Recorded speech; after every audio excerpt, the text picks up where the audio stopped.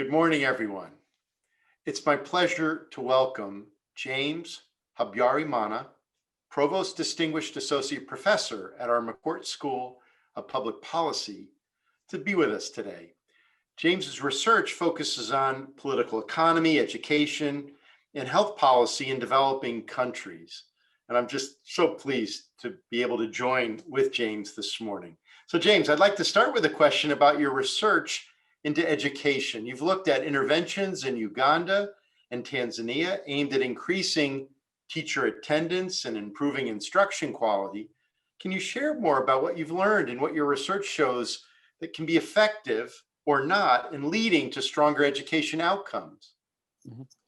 Well, thank you very much, President DeJoy. It's a pleasure to be on with you. And thank you for giving me the opportunity to talk about my research. In Uganda and Tanzania, and I guess in a lot of other developing countries, teacher attendance is not quite as high, I think, as one would expect. In both of those countries, on any given day, 20 to 30% of teachers would be absent. And it's not in some ways predictable. And so it's essentially kind of a really big drag on learning outcomes. And I think in some ways, a lot of our research, and I speak on behalf of myself and other colleagues at the McCourt School and the Georgetown community broadly in education in developing countries, is motivated by the fact that learning outcomes are really low. And we think that teacher attendance, and in fact, there is evidence, I certainly have some work with colleagues in Zambia that suggests that in some ways, improving teacher attendance actually is one way in which we can actually improve learning outcomes. And in Uganda and Tanzania, over the last, 2 years or so, we've been doing some work looking at a series of different interventions to try and address both the learning outcomes, directly, but also, trying to address, very directly the teacher attendance. And so, there's always essentially kind of two ways you can try and say, the final goal is we want the kids to learn. And sometimes we, go there directly. So in Tanzania, we gave teachers rewards if their students actually sort of learned a lot, competing in a small group of other schools. And we do see, in fact, that the students actually do improve their learning outcomes then, but we don't see improvements in teacher attendance. And I think that sort of led us to think that, in fact, that, the teacher attendance may be driven by other kind of social interactions, and perhaps it's a professional norm. And it's not surprising in both countries, if you ask teachers and you say, roughly what fraction of your colleagues are present. And if you ask this well, so that you can avoid, people's concerns about, saying something that they shouldn't be saying, that in fact, they will tell you that it's actually quite widespread. And so there's an expectation that people are going to be away. And in fairness, these are environments where also there are a kind of a series of shocks, and people get, people's kids get sick, people's parents get sick. People have to be away from school sometimes for legitimate reasons, to get money from the bank if you live quite far away from an urban center. And so there are some, there's some legitimate reasons to be absent, but it also appears that in fact they also, people are absent because in fact they can get away with it. And so we've been trying to work on two different interventions. One in Tanzania is trying to sort of leverage a government monitoring program. It's a school quality assurance program in which a school gets a visit from a bunch of experts who examine a kind of a wide range of different domains, but effectively also including observing teacher attendance and also essentially kind of what teachers do in the classroom. And there we've actually seen some interesting results on attendance. And in fact, if the visit by itself is not enough, in fact, we find that we need to motivate the monitoring of essentially kind of the recommendations and the process of change that happens afterwards. And that's something actually sort of, Yakwe Basilius, who's a colleague in the McCourt School, and I have been working on. And I think initially, I think the government was quite convinced that the visit in itself would be fine. We bring a bunch of experts, think about these as McKinsey or a range of consultants. They come in, they tell you what's wrong, and they leave with a set of things that you need to do. But in fact, in a lot of these environments, it's very, very hard essentially kind of for people to invest the time and the resources to do those things. And so you really do need some external stimulus to actually sort of do that. And there we find that in fact, that schools increase their attendance rates by nearly 20%. I should say this is ongoing research. And in fact, we've been affected a little bit by the COVID related lockdowns, even though in Tanzania was much more limited. And so I do expect to be able to share essentially kind of, I guess, more robust results in a couple of months, because we're now in fact in the field collecting data. And in Uganda, I guess motivated by the idea that this may, attendance or very low attendance may in fact be a professional norm. There's a wide expectation that people will be absent and nobody's going to call you out for it. What we did was essentially kind of try and focus, interventions around leadership. And we think that leaders in some ways actually sort of really important in creating, focal points about essentially kind of, the effort that is required to essentially kind of engage in some collective process, like teaching kids and imparting skills. And so we had this is a difficult thing to do. Leadership is not something that you can vary easily, and so we try to essentially kind of create a leadership signal as best we could with the leaders that these local governments have, and it does seem to suggest the evidence is much more tentative. We see some gains in some local governments, but not in others. There are some things that don't seem to be moving in the direction that they should. And so, in fact, I think this is something that we want to go back to when schools reopen in Uganda. They've been shut for since March, and see if, in fact, we can actually sort of tease out essentially kind of these results. But I would say there seems to be some evidence that, in fact, if the leader sends a strong signal that they're interested in good outcomes in schools, that in fact teachers can respond by exerting high effort, at least measured by their attendance in school. Now, you've also examined interventions aimed at improving health services and addressing safety concerns, from road safety to sanitation. What have been some of the most interesting findings from this research into health outcomes, and what can be done to support positive ones? Right. So in some ways, I think there are some very surprising results, and I and my colleagues continue to be very surprised as we do more of this work. So for instance, I think when one thinks about road safety, I think there are a lot of expectations that what you need is a very, very strong intervention, that you need very strong government regulation or action, either in the context of sort of building much safer roads, or perhaps essentially kind of in the domain of essentially kind of very strict enforcement of safe driving behavior. And I think what's been surprising, at least in the countries where we've worked, is that it's very hard for regulation to actually sort of get the job done, at least in a sustainable way. Governments can have crackdowns where they essentially kind of say we're going to police essentially kind of behavior very, very kind of aggressively over a very short period of time. But once essentially kind of that crackdown essentially kind of lifts, people go back to behaving the way they were. And what was surprising was, at least in Kenya, we've done this work in Uganda and Tanzania as well, is that exerting social pressure, finding ways to leverage social pressure within these 14-seater, 29-seater minibuses seems to do a much more effective job in regulating the behavior, and appears to essentially kind of do it over much longer periods of time. Maybe we've really been observing our studies are essentially kind of 1 or 2 years long in general. That we observe these gains over much longer periods than you do over essentially kind of these 1 month crackdowns that governments can actually sort of implement, and so that's been quite surprising.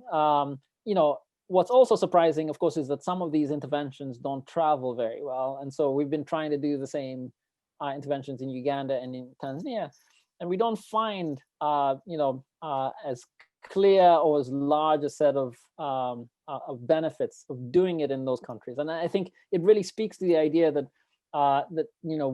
generating social pressure is not going to be the same in lots of different countries. And I think that really do need to fine tune essentially kind of our interventions and really adapt them to the environments in which we work. And I think that's been a surprise, and I think we continue to see. Well, I'm looking forward to seeing what we will find as we continue to work in these domains. As you look across your research, do you find that there are any commonalities in what strengthens nations or communities' ability to improve education, health, or the economy? Have you encountered comparisons that are particularly interesting to you? Well, that's really kind of the $1 trillion question, at least in the whole. It's the holy grail of policy research, which is to say, what are the attributes that essentially kind of produce success across different domains.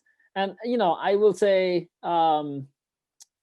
it is. I think it reflects. I think what a lot of other people have written in other domains, which is to say that it appears to be, at least in the work that I've been doing, and I can cite a few examples, that political commitment to outcomes is by far, I think, the most important attribute to essentially kind of getting countries on a path to sort of sustainably and durably essentially kind of generating essentially kind of important gains. And so in Tanzania, where we've been working, about sort of 5 years ago, a little bit more than 5 years ago, there was essentially kind of a very big, top-down political shift away from kind of, what education systems had been doing for a long time, which was like expanding access and allowing more kids into the school, to say, let's now start worrying about learning outcomes. And I think that's actually sort of been a pretty, tremendous sort of turning point for the country. Political commitment can be very fickle, and I think that's perhaps essentially kind of the real the challenge that we have to sort of grapple with, because today it's learning outcomes, tomorrow perhaps we essentially kind of slip back to something else. But even that short-term attention that political attention can provide to the right outcomes is actually sort of powerful in really aligning the efforts of a wide variety of stakeholders, many of whom are actually sort of really interested in addressing those important outcomes, but really do need the signal and the essentially kind of the focal point that essentially kind of leadership provides. If we think about Rwanda's commitments to essentially kind of health outcomes, to reduce stunting, and even we tried to do some work there on road safety, and and they were very clear that in saying, look, no, we can do this ourselves. We don't need essentially kind of the intervention that you guys are doing. And I think that commitment to outcomes is, I think by far the most important attribute. There's lots of interesting technology. The mobile phone has been a very powerful addition to the toolkit of kind of policymakers and governments, and it's essentially kind of I think doing some amazing things in being able to bring banking and insurance and a wide range of other financial services to the poor, and information especially. But as even there, I will say, and a lot of our interventions really try and leverage this new technology, but it's not quite as powerful as essentially kind of a committed leadership. Yeah. Now, you are a founding member and former co-director of our Georgetown University Initiative on Innovation, Development, and Evaluation, which we call GUIDE. And this focuses on researching and evaluating the sorts of interventions and policies that we've been discussing, interventions and policies that can strengthen health and education, other systems in developing countries. Can you share a little bit about GUIDE and why you think an initiative like this is important? Right. So GUIDE is I think a really kind of exciting development just to provide a little bit of history in, I guess, in the 7 or 8 years that I was at Georgetown before GUIDE, doing the kind of policy research that I do was actually quite challenging. I think one of the things about doing policy research in developing countries is, unlike richer countries, where agencies, both federal and state agencies, can produce rich and accurate sort of sets of data that allow a lot of my colleagues in the McCourt School to essentially kind of do research from their offices. Much of the research that we need to do in developing countries requires that we actually generate our own data. And that is, that's actually quite a big task. I've actually sort of, in discussions with students and colleagues, I sort of think about this as, we almost have to set up enterprises in essentially kind of the domains and the areas where we work. We have to hire people, and we have to create relationships in order to essentially kind of be able to sort of produce the high quality data, and essentially kind of working in partnership with either government or other essentially kind of actors who produce the programs that generate a lot of the variation that we really kind of exploit to sort of understand the world. And all of that in some ways is like running a business. And it's hard to essentially kind of do it from very far away. And it's certainly hard to do it when you have another day job and you have to teach and you have to go and do service and go to faculty meetings. And so, setting up Guide has actually sort of been a game changer, I think, for me and my colleagues. And not just in the McCourt School or the economics department. I think we have membership across different schools, the School of Nursing. We have, sort of affiliates from the School of Foreign Service. And so in that sense, I think, anybody who does work, this kind of work in outside of the US, and who really does need to essentially kind of, set up some pretty hefty, large footprint of an enterprise to actually sort of do the research, can really sort of take advantage of Guide. It does provide beyond, being able to allow us to essentially kind of carry out the day-to-day activities of essentially kind of doing research in this domain. I think it also provides a kind of a really important opportunity for students to engage in essentially kind of this research enterprise in a way that I think wasn't possible before. I think, before, everybody worked in their own silos, and, we worked on very similar projects, but, we didn't always know about each other. I think Guide has become a kind of really important focal point that can bring faculty and students together kind of in a really important enterprise for kind of learning about solutions, innovating. And so I think it's, I can't say enough about how excited I am. And I certainly, I should also point out that my colleagues, Billy Jack and Neda Issa, who are essentially kind of fellow founding members, have done an incredible job and continue to do so. And I certainly hope that we can keep Guide, we can grow it, because I think it can be a hub for even beyond kind of just being able to produce research and perhaps instruction. It can certainly, become an opportunity for us to actually sort of engage essentially kind of with the actors who we need, that committed leadership that we essentially kind of need to cultivate in order to actually essentially kind of scale, scale essentially kind of these innovations in the world. Can you talk a little bit about the work of Guide in Kenya, where you actually have a physical presence there? We Yes. established an office in Nairobi. Right, and that is also kind of a really sort of critical piece of a lot of this work. So just to give you a sense of why that's really important, before that office was set up, the way that essentially kind of we worked with these relationships and managed these relationships, and many of these relationships in some ways involve identifying some really innovative actors who are doing some new things that allow us to essentially kind of really test some ideas about sort of what's missing and what are the key constraints.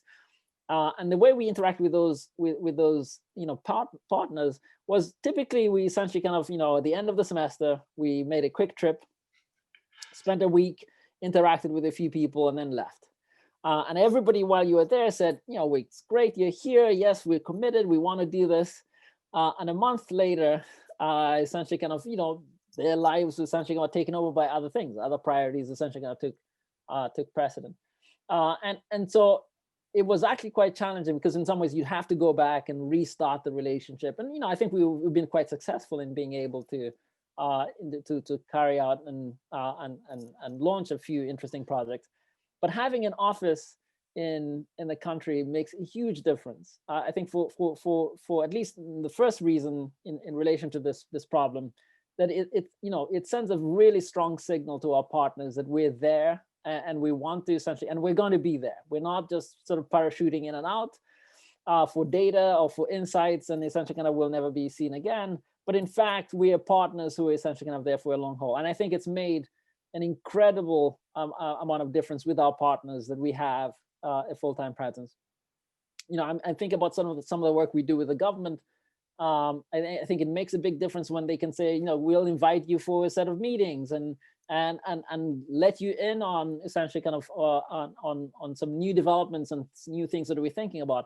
And I think that's really powerful to sort of have that opportunity to essentially kind of see what government is thinking about, and also to contribute essentially kind of from our learning, and try and essentially kind of shape the direction of things on the ground. And so I think it's and I think as the world is changing in the way it has and countries have become a little bit more insular, I think it becomes even more important to have essentially kind of a local presence and a set of relationships where in some ways you're not seen as essentially kind of the foreign agent who comes in and out, but in fact you essentially kind of you're integrated in that context.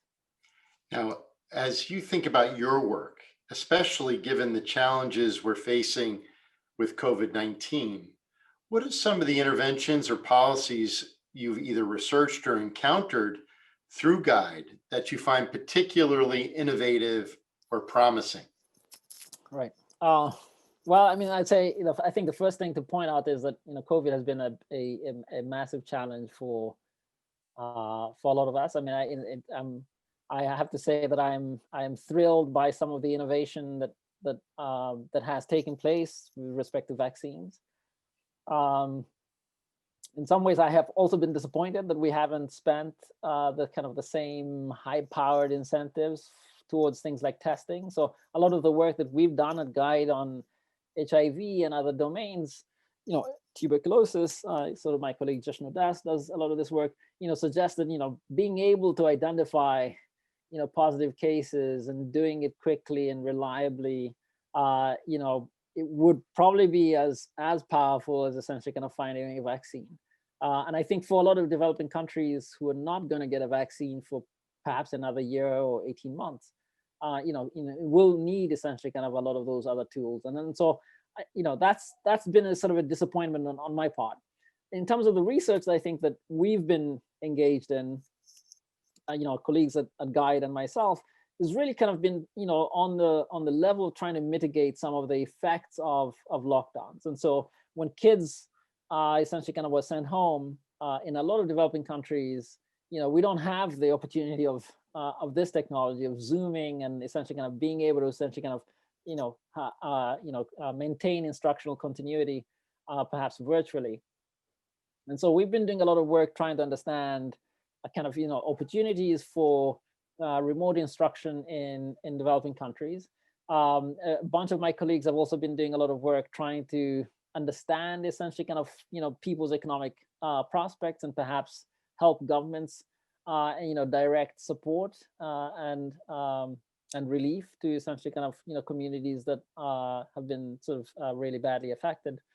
And I think we've all been engaged in one way or the other in essentially kind of calling for action and for I guess a concentration of efforts that suggest that in some ways that a crisis like this really requires more innovation, and we want to essentially kind of support more innovation, not less, and that innovation can range from especially in this crisis, from trying to understand better how to do contact tracing, from building on the expertise and know-how of countries that have had to deal with Ebola and essentially kind of have done a lot of these very kind of successful tracing, and being able to bubble those lessons up so that other countries dealing with COVID can find a way to make the most of very limited resources. In many of the countries that we work in, the number of tests per day for COVID, at least in March, was something like 2,000 to 3,000 tests per day. That's gone up, because of a lot of global attention, to something like 8,000 to 10,000 tests per day. That's still a very tiny, in countries with 40 million people, that's still essentially kind of a very tiny level of testing. And so there, in some ways, I think the innovation that would be great would be to increase the level of testing. And I know that you probably sort of appreciate this effort, that we'd like more tests. We want them to be quicker, and in some ways, but we want to learn very quickly about how best to allocate these limited resources. And so I think that's, for me, is the innovation that I would like to see. And I think there are a few countries that are doing it. There's some really interesting work looking at messaging around compliance to kind of social distancing, mask wearing. But I think for many of my colleagues at Georgetown, I think we research has had to essentially kind of respect the social distancing obligations, and so we've been very careful not to go out in the world and in some ways leave a lot of the social interaction to essentially kind of the people in the front lines. But perhaps continue to try and support these actors in the ways that we can, given that we have data.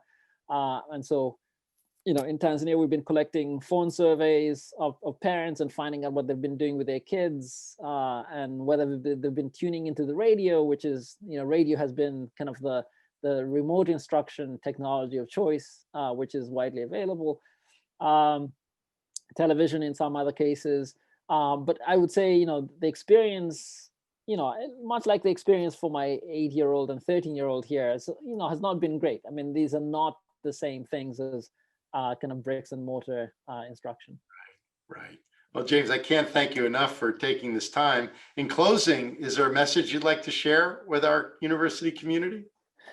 Well, yes, I would like to wish everybody a very happy and safe and socially distanced kind of holiday season, and to call on them to, I guess, to hang tight and to continue to observe a lot of these very, very kind of inconvenient restrictions, because I think we are very close to turning the corner.